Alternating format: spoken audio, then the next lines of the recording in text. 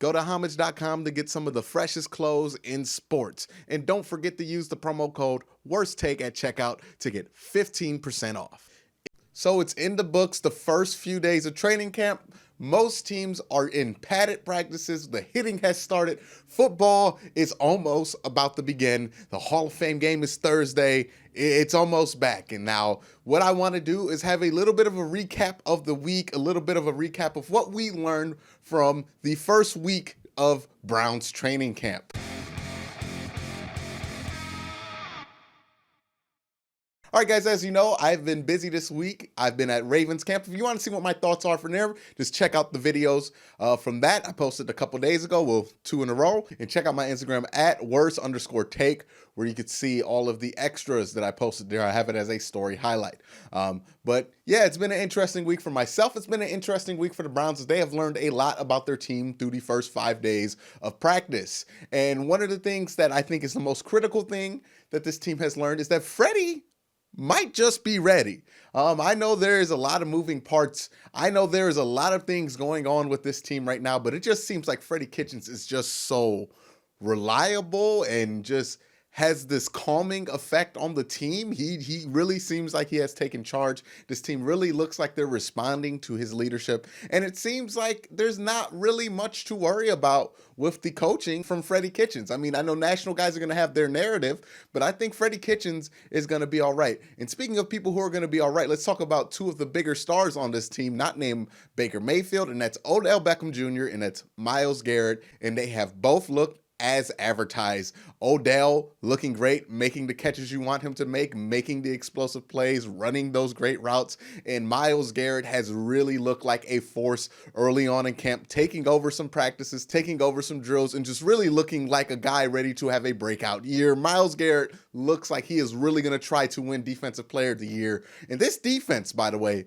looks really good. And I think what I like the most about what I'm hearing out of training camp is that not only does the defense look good, but to my surprise, the offense is not that far behind. And if you know about training camps, normally the offense looks really bad when you have a good defense, but both of them look pretty solid. I mean, they're going back and forth. This defensive line on this team looks really good. The secondary on this team looks really good. And if you watch my videos about the Ravens, I said that the Ravens will have the best secondary in the AFC North. And I still stand by that, but the Browns aren't that far behind. If they just had a better strong safety, they would be in serious contention. But seeing as the Ravens have Earl Thomas and Tony Jefferson, and right now we only have Demarius Randall and a big question mark at strong safety, they get the advantage. But this team's secondary is not a joke. Denzel Ward looks as advertised. Greedy Williams has been getting in the mix, making plays, and so has Terrence Mitchell.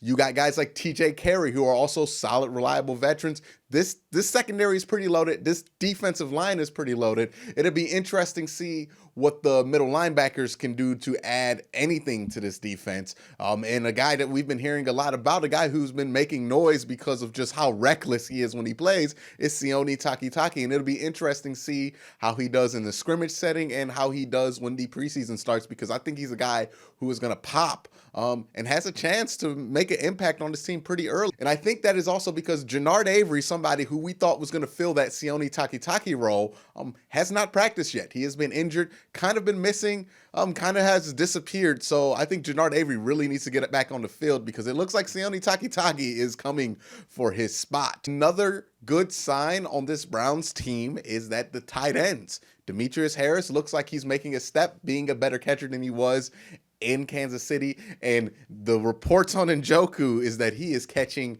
everything thrown to him, which is a beautiful thing to hear. Every year his hands have gotten better. It's nice to hear that seemingly he is going forward in that improvement and starting to become the dominant tight end that he could be. And if you add that with what you have on offense, with Jarvis Landry, with Odell, with Baker Mayfield. And then another guy we have not been able to talk about yet because there's so many other pieces on this offense, but Nick Chubb has looked like a 3-down running back. He's looked like a workhorse type running back, come a lot better as a receiver out the backfield. And that is going to be huge because we know about the issues with Duke Johnson. We know about the issues with Kareem Hunt, but the better and more reliable of a receiver out the backfield, the more reliable of a running back Nick Chubb can be, and the healthier he can stay, the less it's important what happens with Kareem Hunt and what happens with Duke Johnson. With those two players being the biggest question marks as far as reliability goes on this offense, it is great to see that Nick Chubb is taking that step, becoming a better receiver, and looking like a guy who could get the ball on all 3 downs and be a workhorse. That is a really, really good thing for this Browns offense. Now with the offensive line, the biggest question mark is right guard.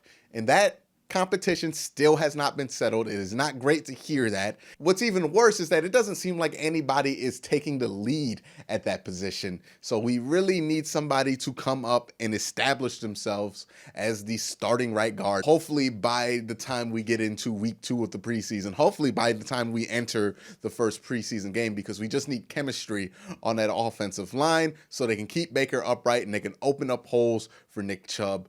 But man, this team, as they have hit camp, has looked as talented as they do on paper, and that is something that we have been kind of nervous about all offseason. But this team looks as talented as they do on paper, and that is music to my ears as a Browns fan. And it really, really hardens my belief that I think that the Browns and the Ravens are going to be the rivalry this year in the AFC North. Maybe the Steelers come back and have another big year. I think it's going to be the Ravens and the Browns at the top of this division fighting for a first round bye to get into the playoffs. I truly believe that. I think those are the 2 premier teams in this division. I think Pittsburgh is a team that's going to contend for a wild card. I think the Ravens and the Browns are going to be the 2 clear best teams in the AFC North this year. Now that might change. I am going to Steelers camp pretty soon here, and I'm also going to watch the brown and orange scrimmage. So we're going to see if these things that we're seeing from the first week of camp are going to continue to hold themselves as camp goes on. But man, hearing great things out of Browns camp. And now some of the negative things, there has been reports that Baker's been throwing a lot of interceptions,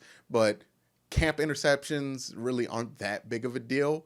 You can't expect somebody to not throw a lot of interceptions in camps because that's when they're supposed to throw all those interceptions. And also, again, that's just Baker learning a new offense and seeing what chances he can take against his secondary. And you know, those are good things, honestly. Those aren't really that anything to be concerned of. There also seems to be like this cohesion on this team. It does not seem like it's being driven by a bunch of different egos. It really seems like this team has taken the personality of their head coach and their quarterback, and it really seems like this team, for the first time in 20 years, has extremely solid leadership from top to bottom. I am looking forward to see what this Browns team can accomplish. It is looking as if what is on paper might just be what shows up on Sundays. But hey, we got a whole preseason to figure this out. A whole nother month. We are approaching the longest month of the year because August always takes forever because, you know, September is right around the corner, and that's when these games start to mean something. That's when we're really going to learn about these teams. But right now, all things look good for the Browns, and it's setting up for the Browns and Ravens to become the premier rivalry in the AFC North. But let me know in the comment section what you think of what you've heard out of Browns camp this first week. And also, who do you think is going to be the biggest rivalry for the Browns? Do you think it's going to be an in-division opponent like the Ravens or the Steelers or even the Bengals? Or do you think it's going to be a team like the Kansas City Chiefs or the New England Patriots? Maybe. Let me know what your thoughts are in the comment section down below. And if you like what I do here, if you like what I make, please hit that subscribe button, hit that like button, and ding the notification bell so you can know when I upload. And boy, it's football season, so I'm going to be uploading like a madman. So get ready. And if you have a buck or two to spare and you would like to play fantasy football against me and show me how it's done, because I am one of the worst fantasy football players on the planet. I am ranked at that.